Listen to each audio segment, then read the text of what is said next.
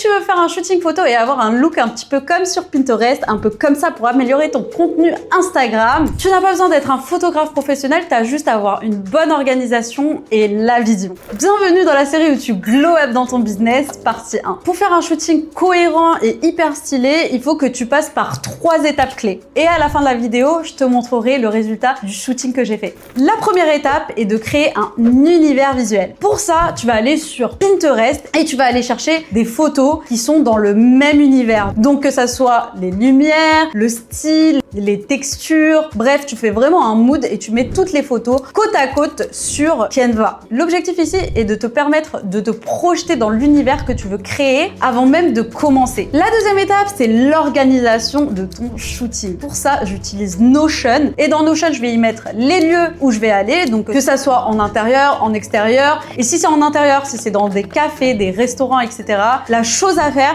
c'est d'appeler les établissements pour savoir s'il est possible de prendre des photos. Surtout, fais-le bien. Tu y rajoutes aussi toutes les pauses que tu vas faire pendant le shooting photo et tu vas y mettre ta checklist de tout ce dont tu auras besoin pendant le shooting. Que ça soit les accessoires, ton micro, tes lumières, que ça soit tes tenues, enfin bref, tout ce dont tu as besoin, tu fais ta petite checklist. Ajoute aussi les lieux dans lesquels tu vas aller. Fais-toi vraiment un itinéraire pour ne pas perdre de temps le jour J. C'est vraiment important. Et la troisième étape, c'est de valider ton contenu sur Notion. Avant de publier, tu regardes ce que ça va donner sur ton feed d'Instagram et pour ça, j'ai créé un widget spécialement connecté avec calendrier éditorial pour pouvoir voir les futurs posts et pouvoir déplacer sur ton feed directement pour voir la cohérence de ce que ça va donner sur ton feed d'Instagram. Mais le plus important, c'est pas le rendu final, mais c'est que tu passes à l'action pour pouvoir améliorer au fur et à mesure tes shootings et de pouvoir créer un meilleur contenu à chaque shooting. Bref, je te laisse